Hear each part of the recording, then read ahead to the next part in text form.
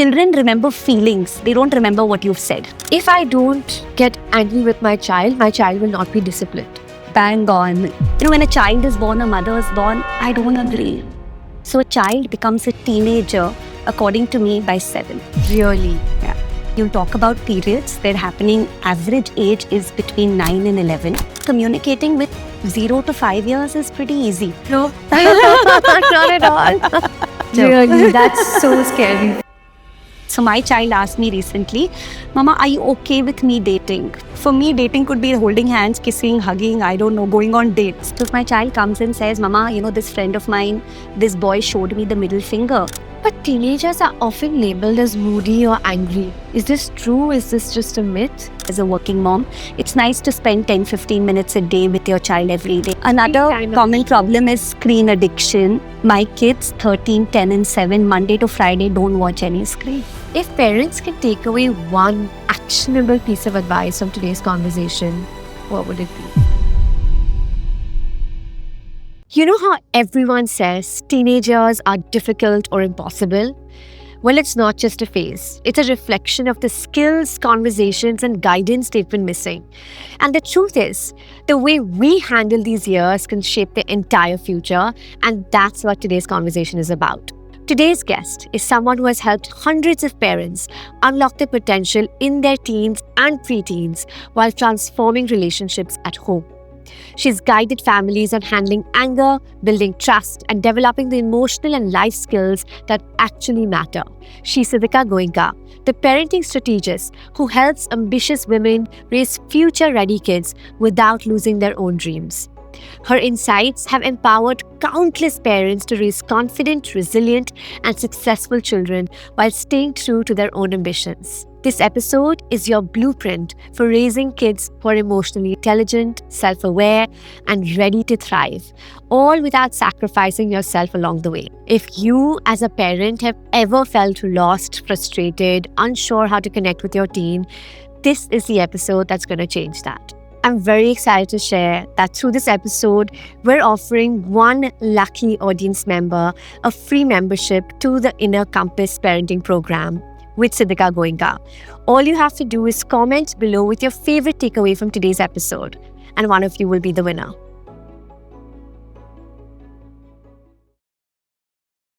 I'm personally at this stage where I'm trying to figure out what kind of curriculum to put my child into. He starts school next year. And I was coming from the thought that you prepared for life. Is that not true? That's absolutely true. So my kids go to IB as well. IB preps you to get into the right university, right? The right college. But how do you sustain those 4-5 years in college is still a question mark. I'm taught how to do my SAT, how to get into the right college and just get in.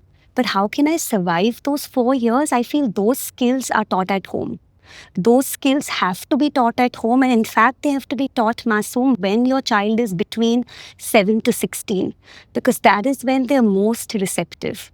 After 16 is too late. It's like, everything is so set. How do you reverse all the conditioning that has happened? How do you reverse that?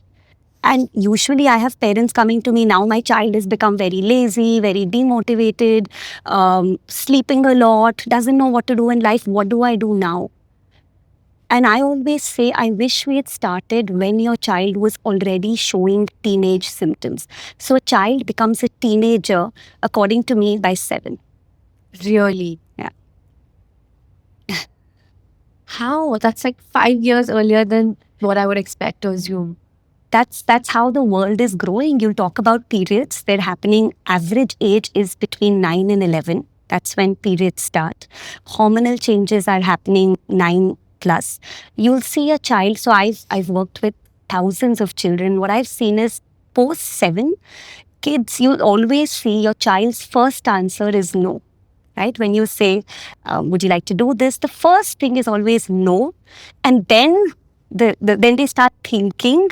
And then maybe the yes will come, or maybe the, whatever else will come. But the first is always, no, I don't want to do it. No, don't do this to me. No, you don't understand me. So the first time my daughter, when she turned 7.5, she said, I hate you. You're the strictest parent in the world. You don't understand me. You don't know me. Everybody else is so, lenient and so understanding, but you don't get me. Right? So that's when the feelings, the opinions, basically 7+ is when opinions start building. And the more we help them with the opinions, the better they'll be able to regulate their emotions. So why does a teenager or preteens, starting from the age of 7, why do they say no first? Because they're protecting themselves. Their brain is in the survival mechanism where they are protecting themselves. And they are so used to their parent repeating at least 10 times for anything. It's like, do your homework, do your homework, do your homework, brush your teeth. The repetition is what is making them say no, is what is conditioning them to say no. So what can a parent do? Stop How repeating. how do you stop repeating? It takes practice. So I'll give you an example with my kids. When my elder one was 7, my first child, I have 3 children.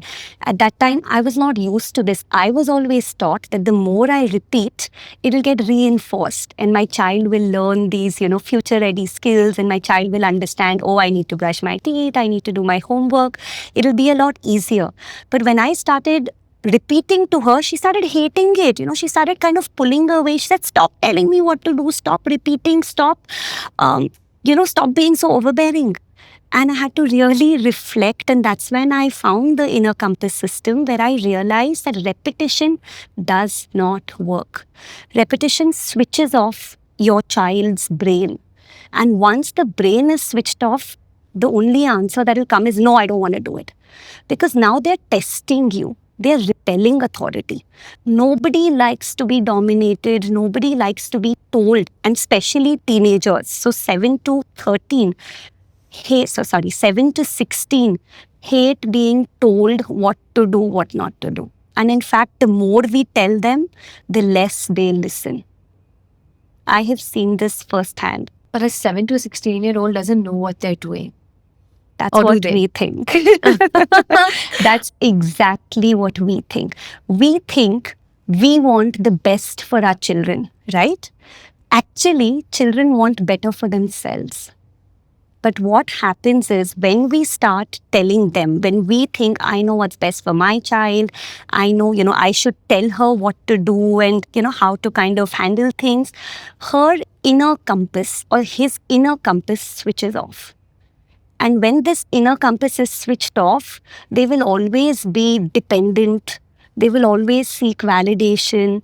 They will always, want external rewards, external validation, external people kind of, appreciating them. And they'll always have a very low self-esteem. But the inner compass of a child between 7 and 16 could be watch TV all day long.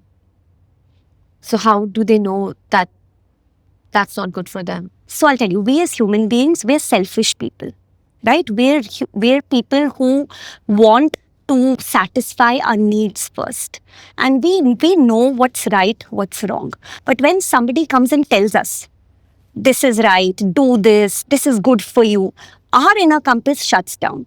Because now we're not thinking for ourselves, we have somebody else thinking for us. But give me a real life example, right? Like there is a 9-year-old in the room.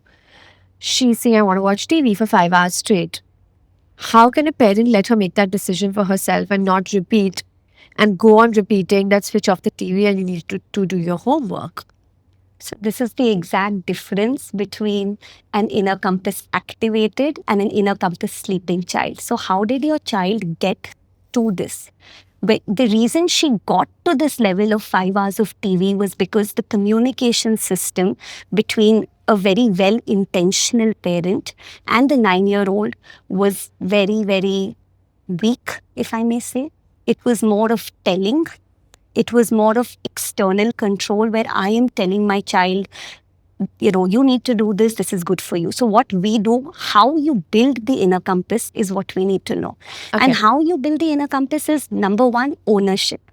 Always, you I know you want the best for yourself. So, believe it or not, my 10-year-old daughter, my second child, whenever she comes back from school, Masoom, the first thing she does is, Mama, I have homework to do. I'll just take out my books and I'll quickly finish it off. She can't bear ki homework, it should stay till the evening. She'll make sure she does it. She doesn't need me to tell her. She doesn't need anybody else to tell her because her inner compass is activated. And how is it activated?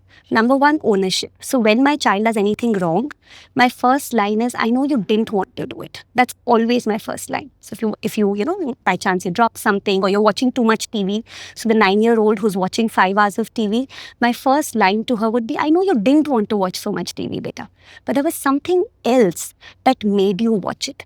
So this behavior is actually an unmet need. So a teenage child's behavior is like an iceberg, right? The tip of the iceberg is what we see. So we are seeing this screen addicted child who is wasting her time on TV. But what the reason they're wasting their time on TV is what's happening underneath. So underneath there are a lot of unmet needs. And these unmet needs could be, I'm not feeling connected. Every child wants to be seen and wants to be heard. They have hungry eyes and hungry ears.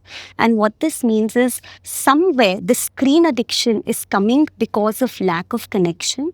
It could be we're doing everything as parents. We're not leaving any stone unturned. Yet we're not following a systematic way. Like nobody has taught us. I wasn't taught how to communicate with my 10-year-old.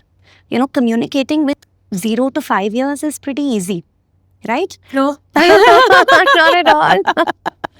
Well, Not it's at all. easier than communicating with a teenager. Really, that's so scary for like Yeah. a mom of 2 under 2. That's very scary.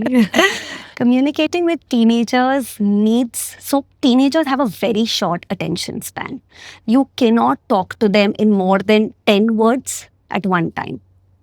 If you want them to look at you, listen to you, you cannot talk to them in more than 10 words. They will totally zone out.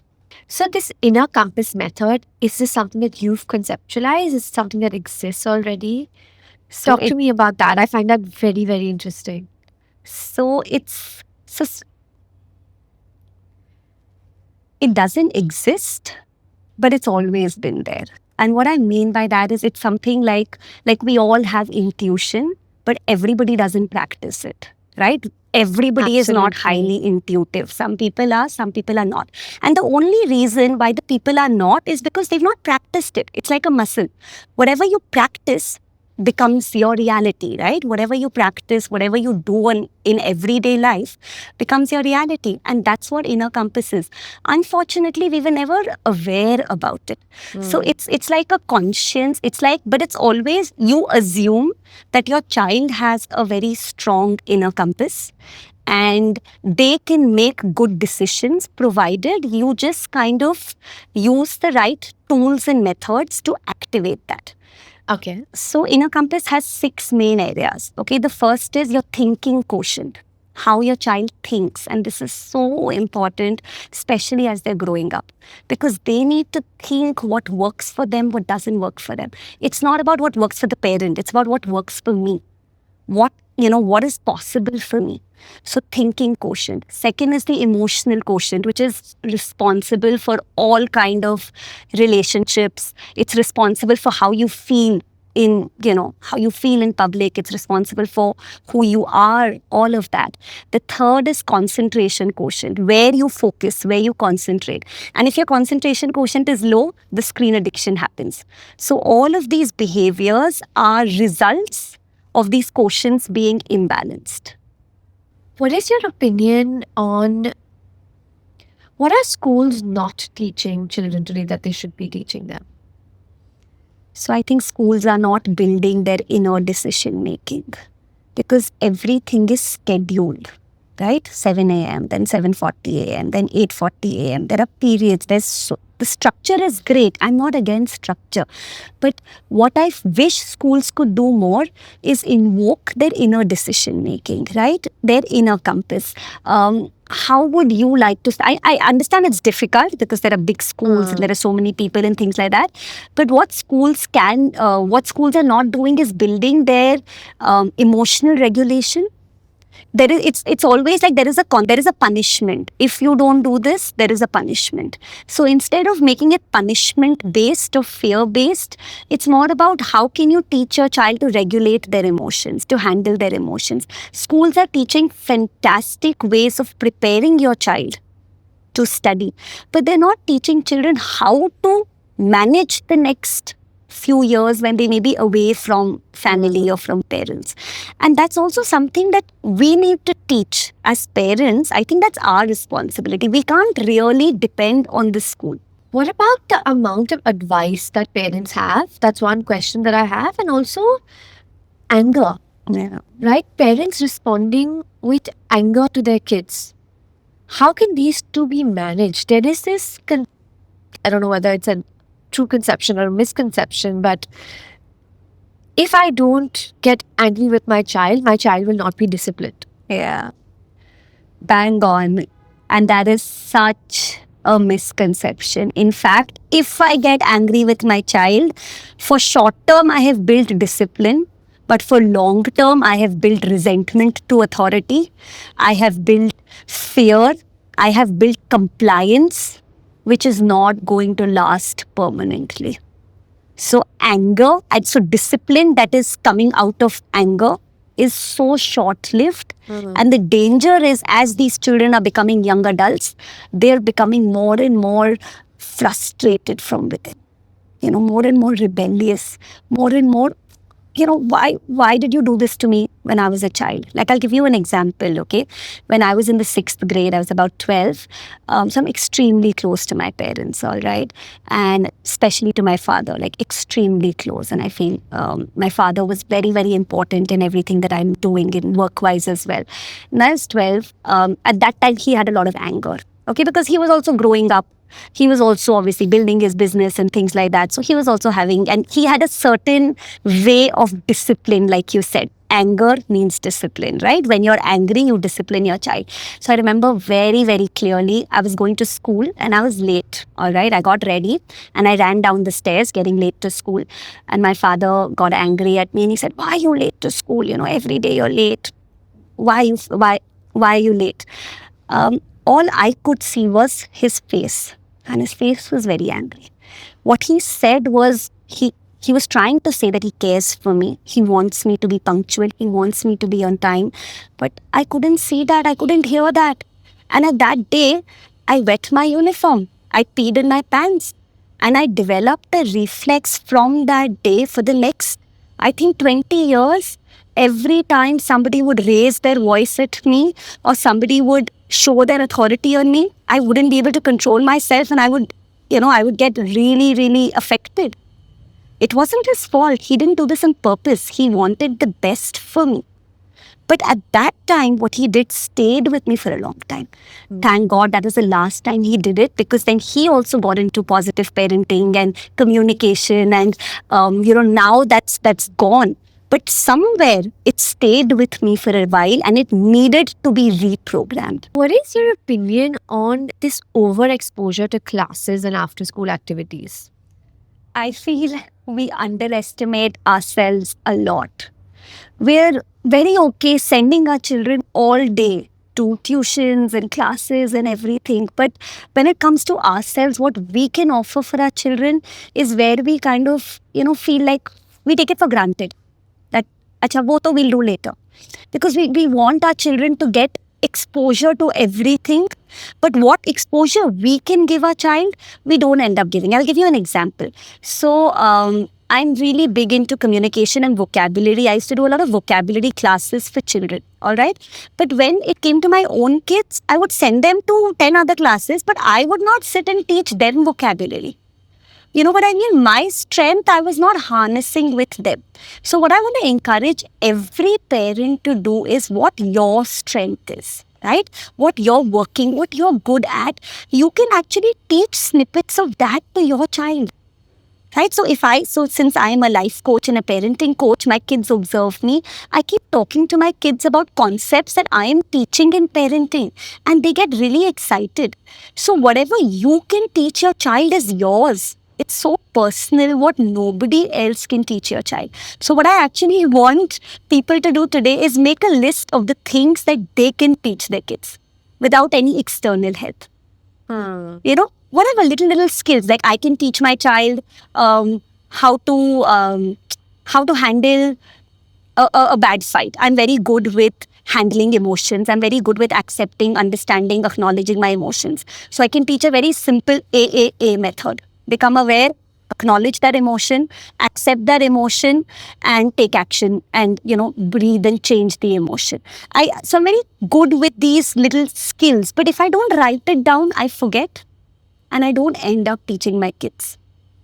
So what I am good at, I want every parent watching this honestly to write a list of the things they are good at and what they can teach their kids. And it could be mindset, but it could also be like cooking. Skills. Yes. Yeah. Cooking, embroidery, any kind of skill.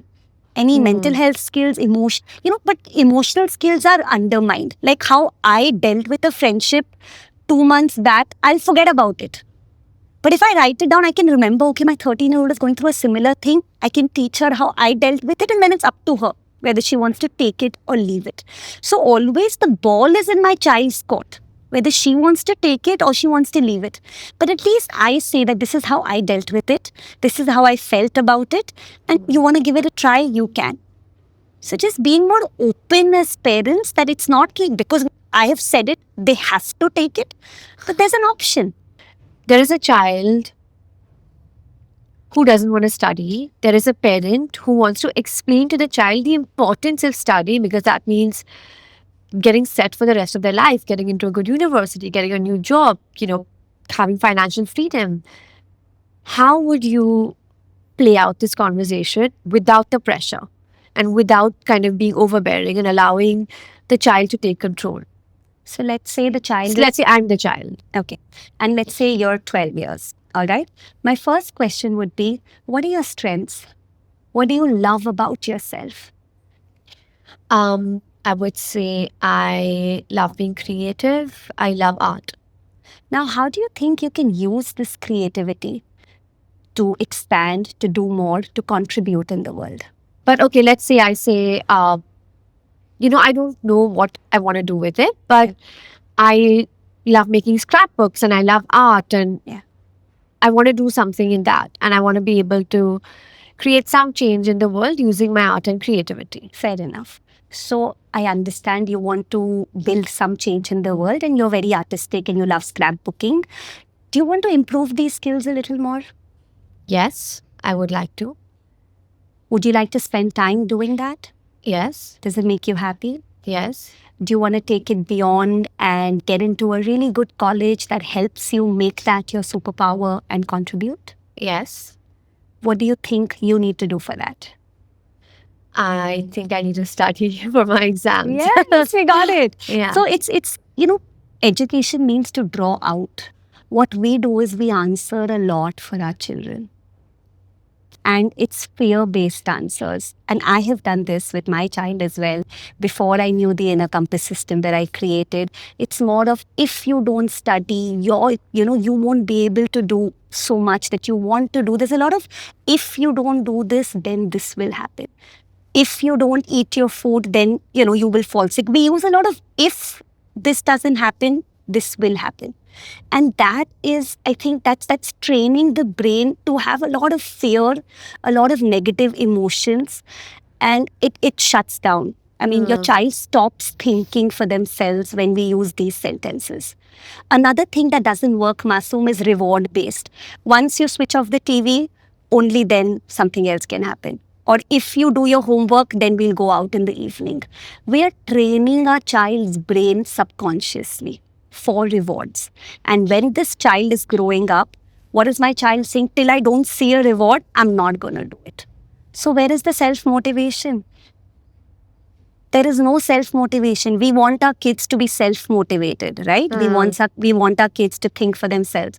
There's no self-motivation there. Because they're always seeing a reward. They're always seeing, if this happens, then this will happen. But teenagers are often labeled as moody or angry. Yeah. Is this true? Is this just a myth? No, they are moody. Definitely, teenagers are very moody, but the reason for the moodiness is very important to understand. So there are a lot of changes happening, right, in their body, cognitively, hormonally. There are a lot of changes that's happening. The reason they are moody is because most teenagers, I feel like they have to put on an act at home, feel like they can't be themselves at home. And when I've been working as a school counselor for 10 plus years, and most kids said that, you'll see, um, like my child's friend would say, you have the coolest mother in the world. Right? And my child would say, not at all. Right? So usually friends trust others more than they trust their own parents.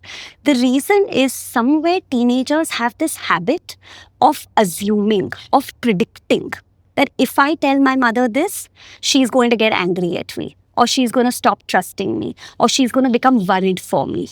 And when they have this, they start hiding things. And when they hide, the distance has already come. So the moodiness is coming from a deeper place inside. And when we start connecting with our children, I think the moodiness can completely drop. So teenagers are moody is an assumption because the deeper connection is not being met. If your child is connected very deeply, and we love our kids, right? All of us, we love our kids. But just because we love our kids doesn't mean we understand their growth. We need to understand a teenager's brain before jumping to conclusions, I feel. And that's why it's a subject where, it's like how you study something to excel, right? All of us, we need to learn teenage parenting. It doesn't come, it's like, when a child is born, a mother is born. I don't agree. When a child is born, it takes time for a mother to nurture her nurturing skills, her way of nurturing the child. It takes time. It's a learned skill. It's an acquired skill. It's not a natural skill. And teenage parenting is definitely, it's learned, because we as human beings have a tendency of reacting immediately. Let's first talk about the problems. Yeah. Right? I think you are someone who is that point of contact for so many parents.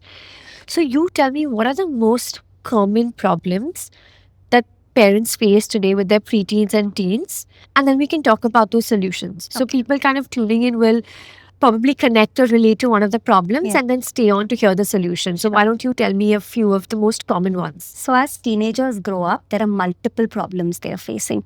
One of the very common problems is incessant scrolling on Instagram, Snapchat, WhatsApp, and online shopping.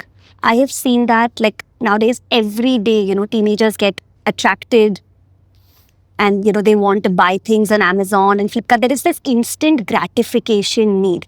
Everything has to be done at the flick of a finger, right? And so when I ask my mother something as a teenager, I want my mother to say yes. Teenagers cannot take no. They just don't want to take no as they're growing up, especially if the parent says no, they've disconnected and they're like, fine, I'll figure it out.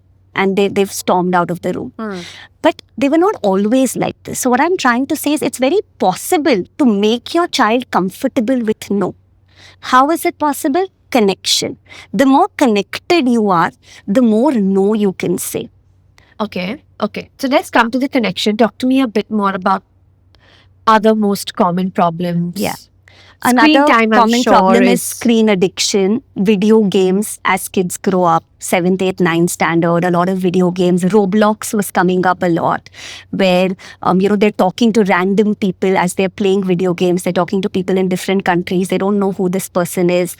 Talking to random people, feeling connected to others more than their own family members. Okay. A lot of screen addiction, wasting their time, body image issues.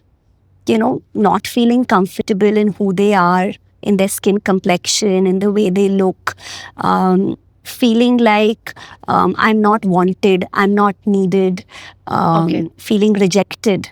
I know a lot of parents have this issue about children not expressing themselves, not communicating, not making that conversation. They almost don't know what to say in their most trusted circle. They just don't know what to say. Yeah. Is that also a problem? Absolutely.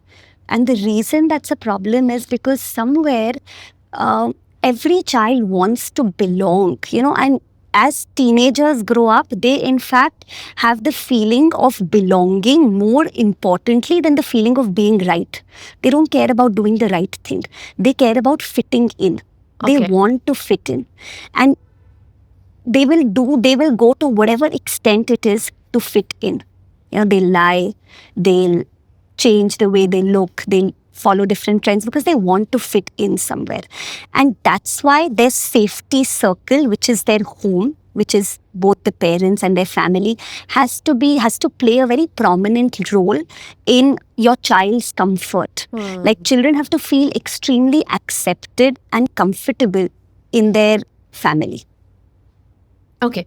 So I would love if I can kind of talk to you about a few scenarios and you can tell me what the solution would be for something like that.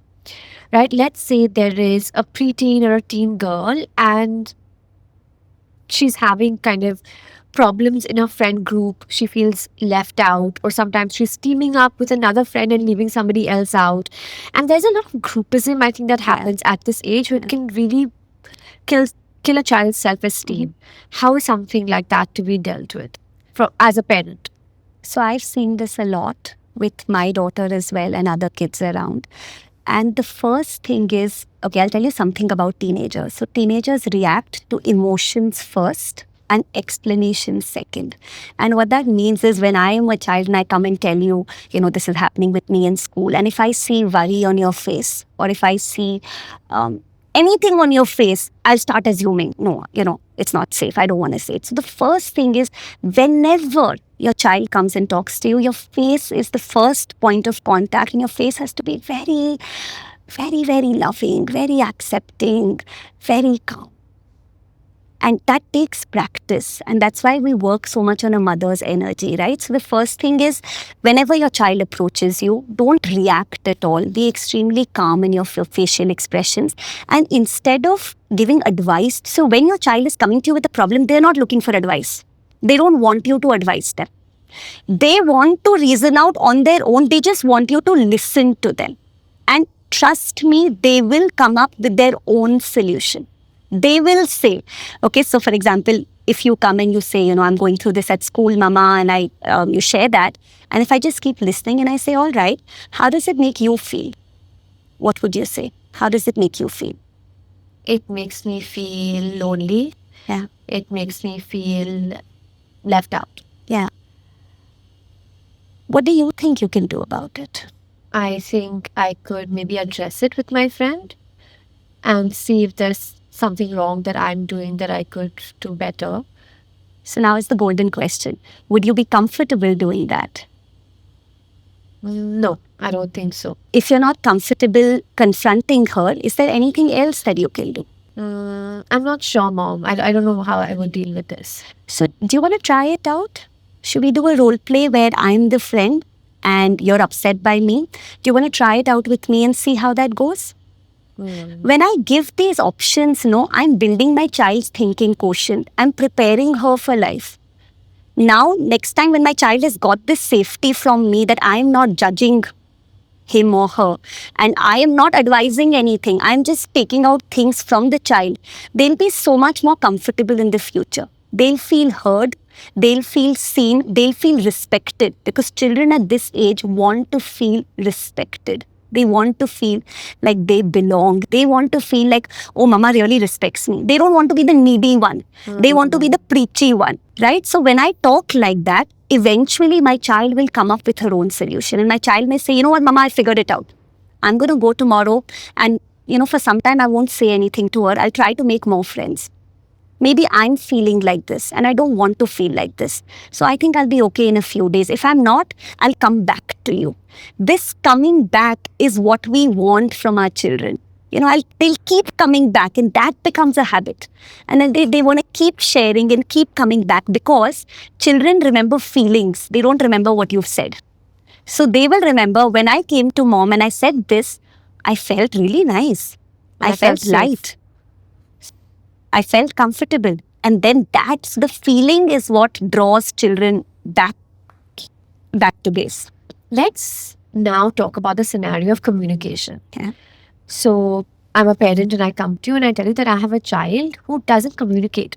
He comes back from school and I'll ask him, "How was your day? And what did you do today?" And he'll be like, "It was good, it was fine." And then kind of just go to his room and switch off from the world and not be making conversation. And as a parent, I'm constantly doubting whether one, I'm doing something wrong, two, is he going through something, three, why is he not sharing with me? And there's this lack of expression and communication. And how could I deal with that? Yeah. Great question. So, two main things. The first is always remember your child has the will, may not have the skill. So, when this happens, my first thing is my child has the will. I know he wants to share with me. I know he wants to talk to me, but he doesn't have the right vocabulary. He probably doesn't have the right words. He doesn't know what to say. He's gotten into a pattern of something else, right? So when you know that the will is there, then you become very open to teach the skills. Now, how can you teach a skill? I play a very simple game with my family on a daily basis. It's called high and low.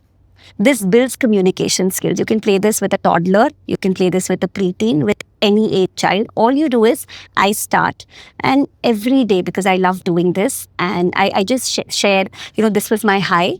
So my high was, and I talk more about emotions. So I don't really talk about happenings. I talk about emotions. So my high was I felt very fulfilled today. Okay, or if I want to make it simpler, I felt really nice today. I felt very grateful today. And usually when I say this, we're building curiosity. Usually your child will ask you, "Why did you feel grateful, mama?" And then you say, "This is why I felt grateful." And then I talk about the low, today I was feeling very tired. And then we give this opportunity for our kids to ask, "Why are you tired?" And that's when conversation is built. So high and low is really important in teaching kids that it's okay to have lows also. And it's important to express them. And I also go through highs and lows every day, and I can share it every day with my kids. So it normalizes feelings, it normalizes emotions. So the first thing is the will is there for your child, right? The will is there. And the second thing is never take your child's behavior personally. So multiple times where my kids have said, "I hate you." And I've never taken it personally that, "Oh my God, am I doing something wrong?" It's always been like there's a feeling, there's a complex feeling they're going through. They need help. Every bad behavior is a cry for help. Every bad behavior. When your child is screaming, shouting, rolling on the floor, upset, they're not doing it to you. They're not doing it because they're bad kids. They're doing it because they have an emotion that they're unable to process, and they need your help. And at that time, if your child is rolling on the floor, at that time, all they need you to do is lie down on the floor with them and just look at them. And be calm, quiet, and then ask them, "Is there anything I can do for you?" Right? These are these really make children feel seen, heard, accepted, and it prepares their emotions for the future.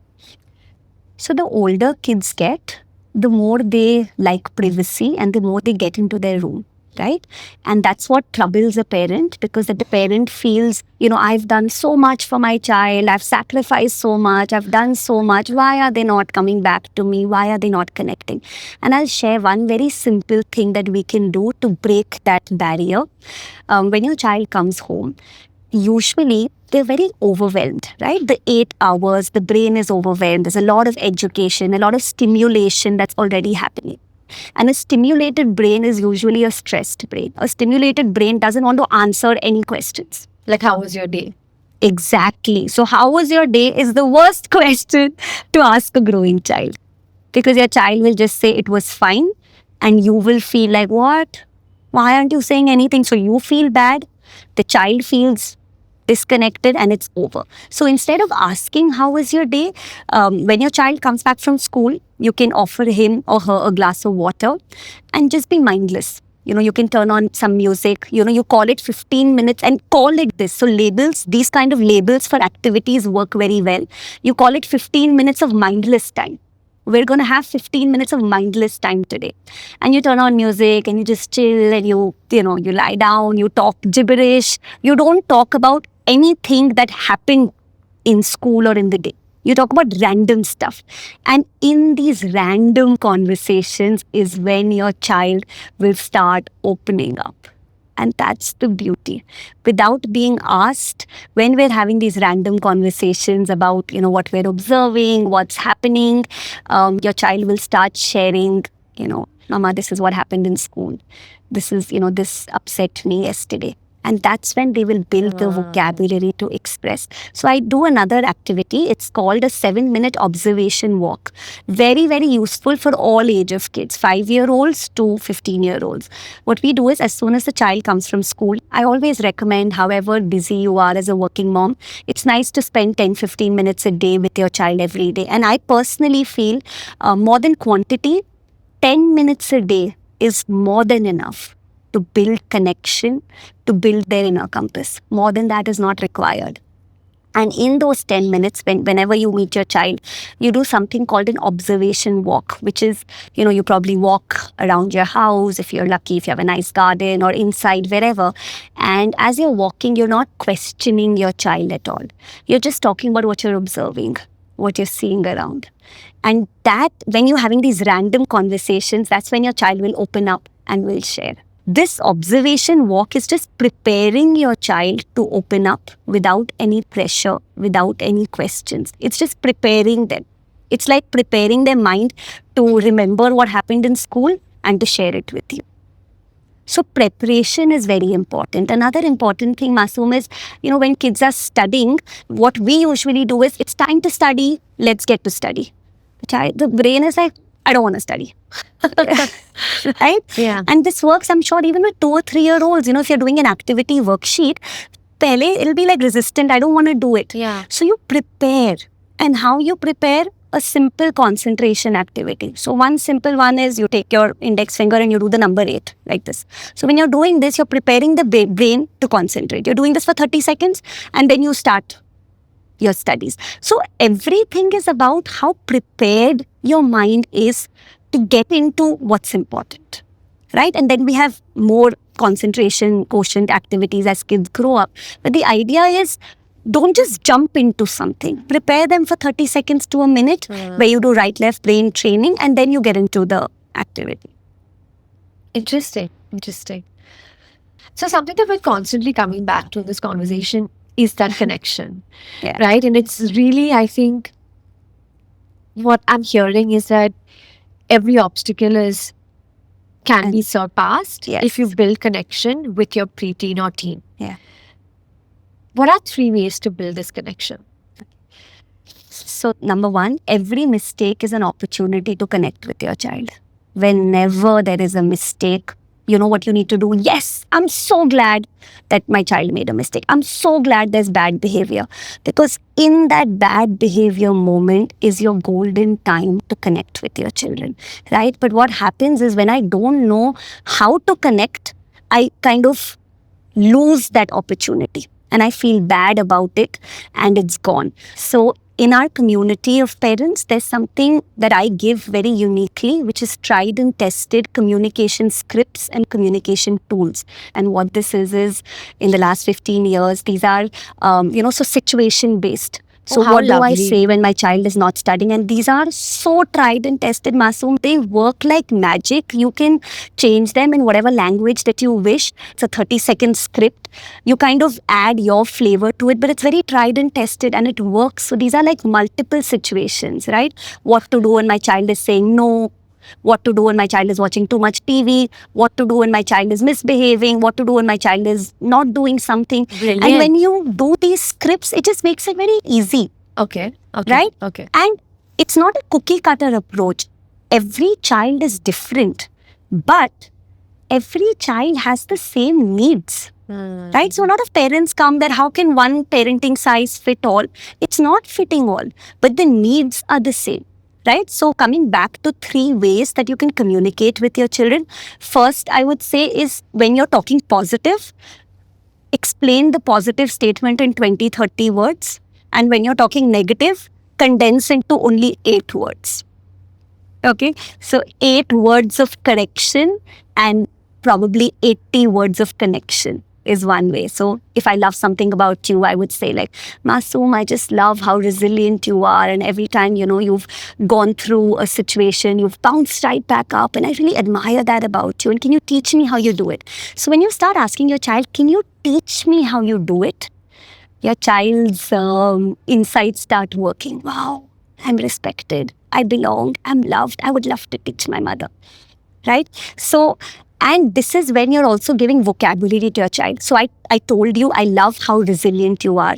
I explained what resilience is. It means bouncing back from a failed situation. I complimented you on yesterday. You were so resilient. This happened and I observed that you got back up. And then I said, can you teach me also? So that is a beautiful way of connecting with your child, because all the needs of your child are met. Child is feeling loved, child is feeling understood, child is feeling special, child is feeling valued, child is feeling respected. So if I were to break it up into a 3-step connection, number 1, talk about a strength, right? Describe that strength. So is this a daily activity? You can do it daily. It takes 5-7 minutes, and if you just do this, you're sorted. You're absolutely sorted. So like I say, every day, all you need to do is 10 minutes of talking to your child. Okay, so first you identify, right? What did you do today in the entire day that I really admired? Okay. Then you talk about it, how, like the definition of it. What does that mean? So for example, if you worked really hard today, I'd say, oh, I loved how hardworking you were. And, and by hardworking, I mean that, on your own, you kind of took out your books and you studied. Even if it was a 10-20 minutes, you did a great job. I really admired it. Then I would ask you, but how did you become so hardworking? Can you help me when I have this project, I'm unable to do it? Can you tell me how I can be prepared for it? That's when my child is really feeling nice, and that's the connection moment. And if I'm doing that 3 or 4 times a week for 5-7 minutes a day, all the other needs, like the other expectations that I have from my child, which are that my child chooses me, my child spends time with me, my child talks to me, all of them are met.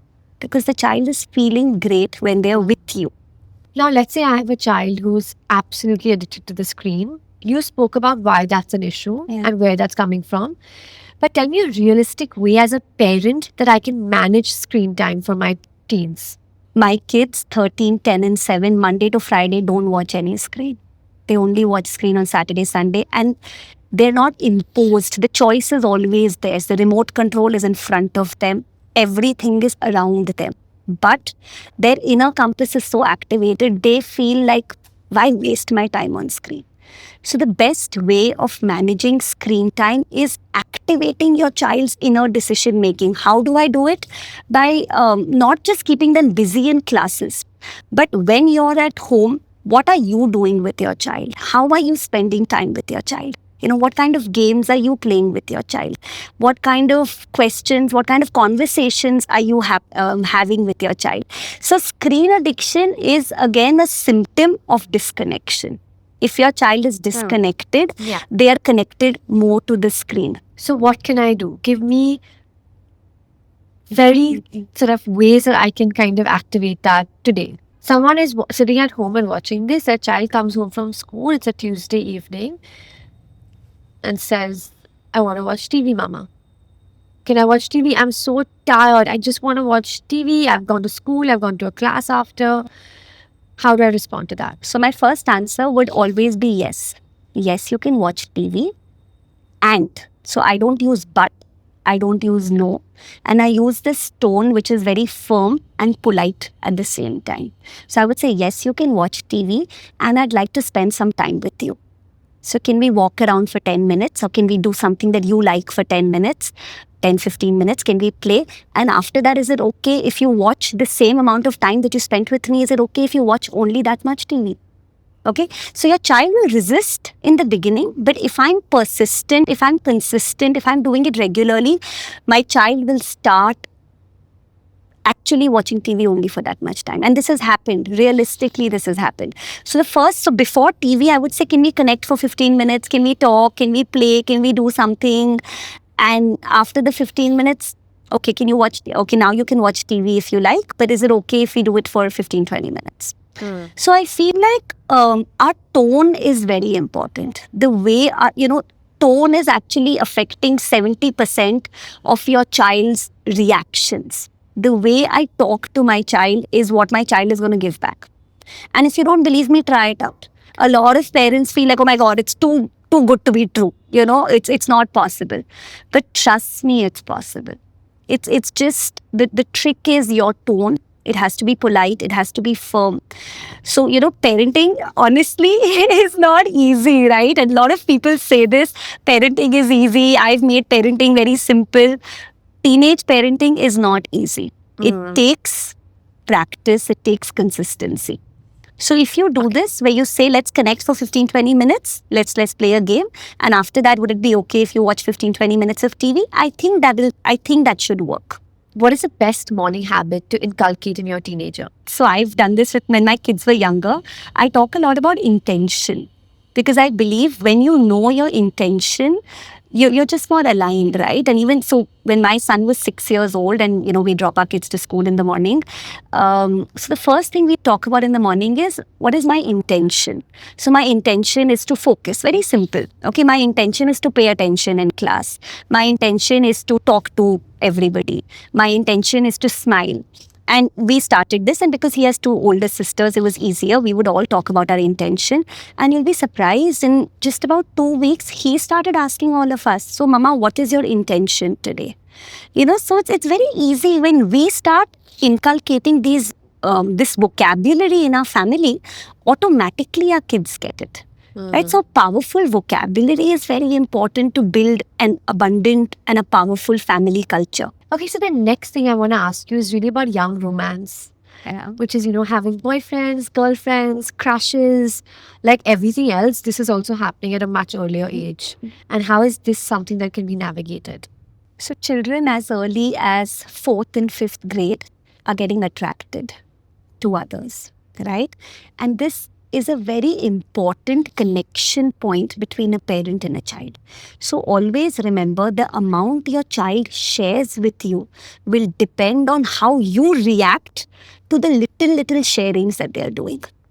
If you're very calm, loving, accepting in the little sharings that they are doing, that means as they grow up, they will share the big stuff with you, right? So your responses are actually determining how much your child will share. So I always say this, if you want your child to be like really close to you, share everything with you, be very careful of your responses. So for example, so if your child comes and says, this is the boy I like, right?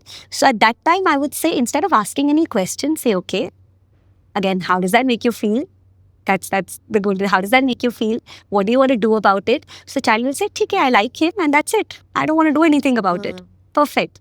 Right? So the more open you are, see, your openness will drive the closeness from your child. The more open you are, because children are seeing your body language, your facial expressions. Is Mama going to overreact? Is she going to get irritated? So my child asked me recently, Mama, are you okay with me dating? She actually asked me this, are you okay with me dating? So I felt very nice that you're asking me whether I'm okay with it. Oh, thank you so much for asking. That's what I said first, I feel so nice. You asked me something like this. Oh, I love you. And, all the loving and belonging. And then I said, what does dating mean? So first thing, it's very important to understand your child's definition and your definition are very different. Yeah. Right? For your child, dating could be as simple as, no, I like him, he likes me, and that's it. Story end. For me, dating could be holding hands, kissing, hugging, I don't know, going on dates, So she said, no, I don't want to go on dates. I might like somebody, he might like me, that's it. I'm like, all right. Would you like to do it? Yeah. Okay, I said, if you're okay with it. So it's always putting ownership back on the child. If you're okay with it, I'll be okay with it too. And I'd love it if you share things with me. Right? Number 1. Number 2 is a very important question. Do you think it'll come between your goals? Okay, if you want your child to be driven, to be motivated, always assume that they have a plan for themselves. Your child's plan is a better plan than what I have for my child. my child's plan is better than what I have for my child. So that's an assumption. So my daughter, she said, I want to become head girl of, I want to become head girl when I'm in 11th grade. So she's written down, these are the things I want to be in the top 3 of my class, and I want to make sure I study every day, and I want to make sure I take the lead. So she has written this on her own without me telling her. And then I asked her, do you think this will come between your goals? Saying, no, I'll make sure it doesn't. All right. So the more ownership you give your child, the more self-motivated they become, the more driven they become, the more purposeful they become, the more they start thinking for themselves. And you're just a cheerleader at the back end for your child. You're not the controller. You're actually the influencer. There's a big difference. Instead of controlling our children, let's influence our children. Okay. And let's talk about a scenario where my 7-year-old daughter has come and told me that, Mama, my friend has a boyfriend and she really likes him. How do I react to that? Wow, 7? It's happening so early, right? I think it's happening super early. The girlfriend-boyfriend conversation is at 6 and 7 now, and I know this for a fact. Yeah. So, whatever you're feeling inside, don't let it show on your face. The panic. Yeah, no panic, no anxiety. No, like, what? So early, you've grown up. What the hell? None of that. Do you want to tell me more? Okay. Right? Okay. Because you want your child to share more. Right? And what the reason of this actually is, you want to understand how much your child knows. All these topics, right? Any of these sensitive issues, whether it's sex, anything, whether it's sex or attraction or relationships or anything. The idea of this is, the first thing is, you need to know how much your child already knows, because they already know something, and you can't ask them openly. You can't say, what do you know about this? So when your child says, okay, tell me more. Oh, who is a boyfriend? What is a youth? You have to be very ignorant and very calm. What is a boyfriend for you? Who is a boyfriend? Okay. We have a lot of friends, and that's completely fine. So it has to show in your facial expression and the way you say. And I think the goal of these conversations is always trying to understand how much they already know about this topic. So like the F word is a very common thing nowadays in 1st, 2nd grade. Kids see the middle finger happening and all of that. And as parents, I think you are their touch point. They feel most comfortable with you. So if you ignore it or dismiss it, I think you're being very you're doing injustice to your child.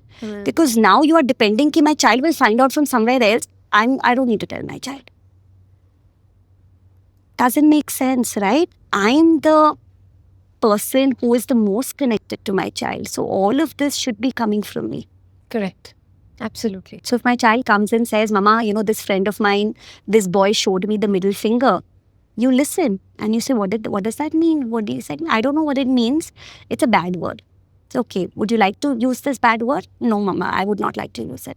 All right. Then just ignore it. But how do you not engage in this whole lecture at that point that, this is terrible and kids should not be using this kind of language or these kind of gestures at this age? Because it doesn't work.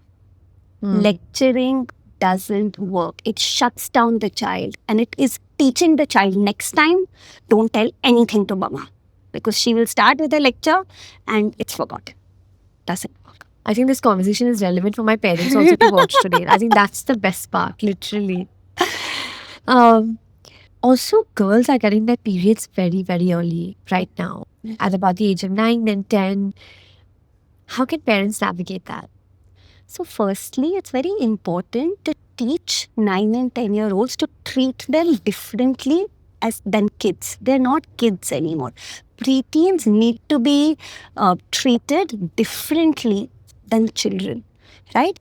And it's important to educate them about their body and not rely on others to educate them or advertisements to educate them. It's important to educate them.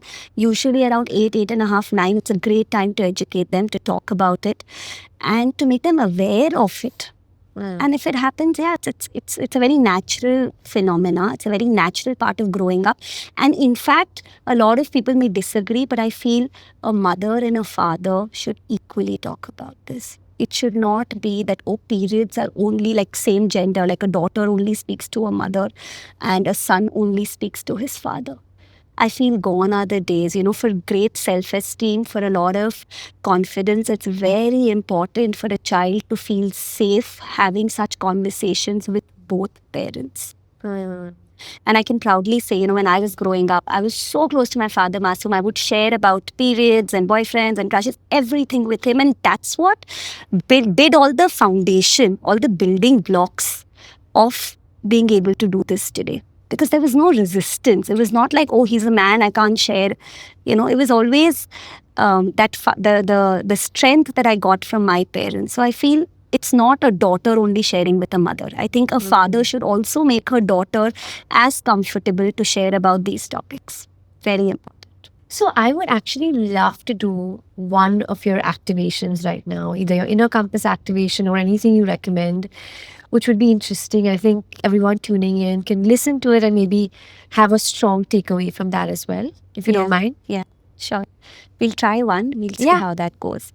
So just give me give me the toughest problem you think a I'm mother having. would, or you're having. Yeah. I'll teach you how to change the perspective of it, how to think differently. Is that okay? Yeah, sure. I feel like my child resists everything that is set out for him. So he loves football and he loves sport and he loves tennis and he is obsessed with it. But when he has to go for a class, he will really, really resist it. And he'll say, oh, I don't want to go for tennis class. Yeah. Oh, I don't want to go for football. But the next morning, he'll say, Mama, I really want to go for football class. Yeah. So there's almost like a disconnect. And I don't know how to deal with that. So whenever your child resists something, there are a few checks that we need to check for.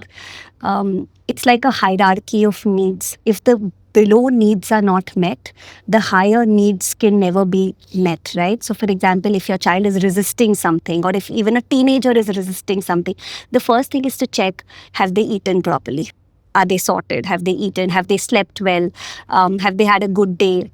Are they feeling okay? Are they feeling good, or are they like hyper? Are they agitated? So this will set the context. Usually you'll see if your child has, been overstimulated in school or not had a good day or has been going to football for the last 10 days, will be bored the 11th day. That is usually what happens. 10 days you're doing something and you're fine, and 11th day you're like, I can't do it again. Because kids resist predictability.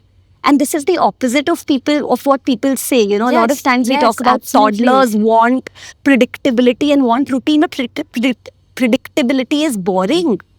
So what I do, every 10 days you do an activity, the 11th day you do something different. You shock them, you surprise them, and then you make them crave for it. So let's say yesterday you didn't send your son for football. Today morning he said, Mom, I want to go to football. Why? There was a craving for it because he wanted to go. He didn't go that day, and then he wanted. So when we want our children to do something, I think we should set them to crave for that thing. And when they start craving it, it happens. Right? So this is a very normal thing that even teenagers face, that I don't want to do this class, I don't want to do that class. I feel like the first way of dealing with it is saying, okay, you don't want to go today, let's not go today, but what would you do instead of this? So what is important is, if your child is missing the football class, what is he doing instead? And here is where I would set a boundary.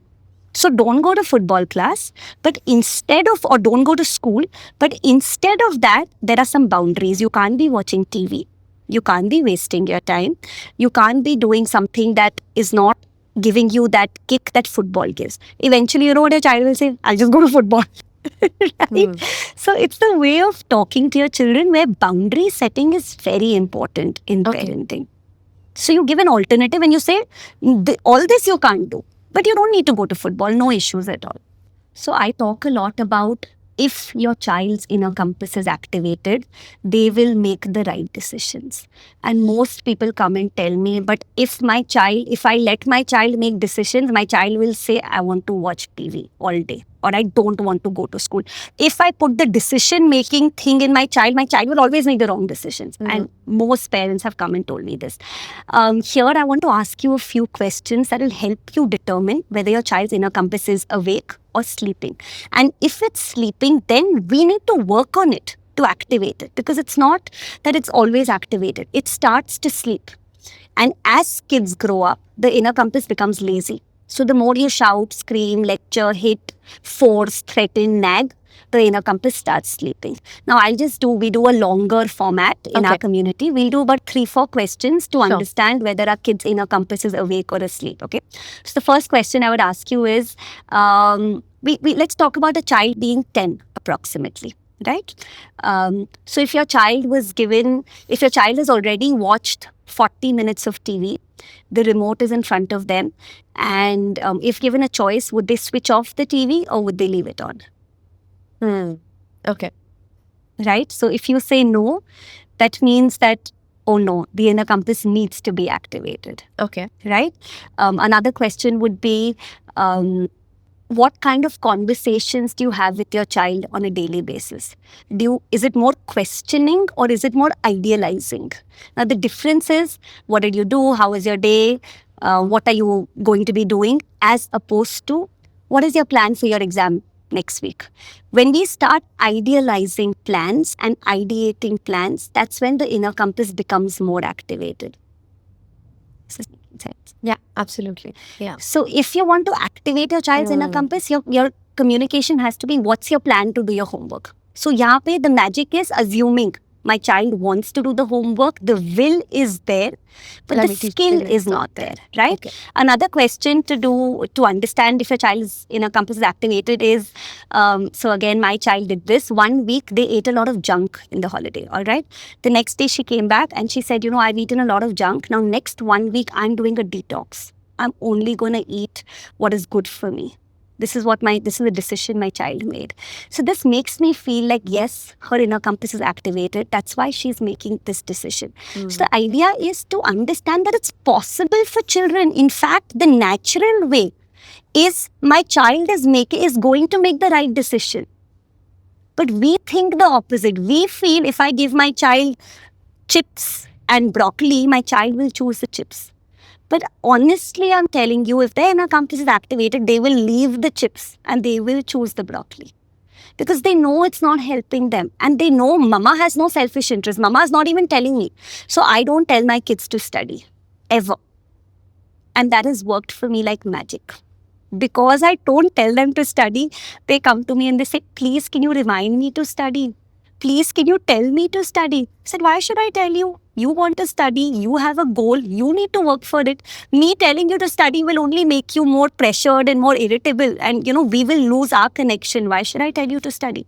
And my child will always come and say, Mama, just remind me. I'll say, okay, if you want me to remind you, I'll remind you. But you want to study, that's you. When we start separating, it's on you. It's because you want to work for yourself. We are really raising future leaders. And when we start saying things like, you have an exam, you need to study, then we're, in fact, making the inner compass more deactivated. And now they're like, okay, when mama says, then I will do it. That's why repetition doesn't work, nagging doesn't work. Because my clock is telling me when mama tells me, mama will tell me when it's time to eat. The body clock has slept off. I don't feel hungry. You'll see teenagers, they don't get hungry. They wait, mama will tell me when the food is on the table and then I'll go and eat. Right? So what we want to do essentially is activate their inner needs, activate their, I want to eat, I want to study, I want to look good, I want to be clean. Because most problems that teenage parents have is when they come and say, my child is 14 and it's been 5 hours, she's been awake, she's not brushed her teeth yet. This is a very common problem I have seen. Really? And the parent gets really frustrated. I've told her 5,000 times and she's not brushing her teeth. That's because she doesn't feel the need to brush her teeth. And why doesn't she feel the need? Because you're telling her 100 times. So she thinks that, mama's telling me and she's zoned out. Right? So the solution here is, if your child is doing this, that my child's inner compass needs to be activated. I know it's possible. And if I do the tools and I follow the system, in 21 days, it's possible. Very honestly, it's not rocket science. It doesn't take too much time. But accidentally, it will not be built. Like after 18, I feel like it's too late, to be very honest. After 18, if you now get down to connecting and communicating and changing your ways, I think you've lost out on the prime time of your child's growth. And now it'll take 100 times more effort, time, and energy. So 7 to 16 is the right time. After 16, again, harder. If parents can take away one actionable piece of advice from today's conversation, what would it be?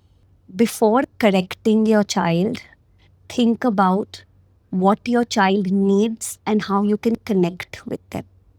So, multiple ways of understanding how you can connect with your child. And actually, whenever your child does anything wrong, start becoming happier about it. Because it's better that they've done something wrong in front of you rather than when they do it when they're away from you. When they're doing it in front of you, it's a cry for help, it's a cry for connection. Every misbehavior is a cry for connection. So the takeaway is whenever my child does something wrong, misbehaves, at that time, I know it's my golden period to connect with them. I can build the trust, I can build the love, I can be there for my child, which will last for a lifetime.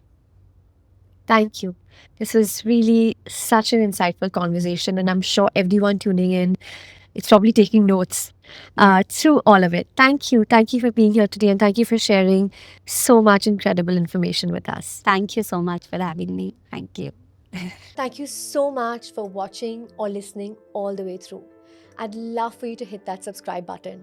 It helps this show reach more incredible people like you, and most importantly, get closer to our goal to build an incredible community with the Masoom Minawala show.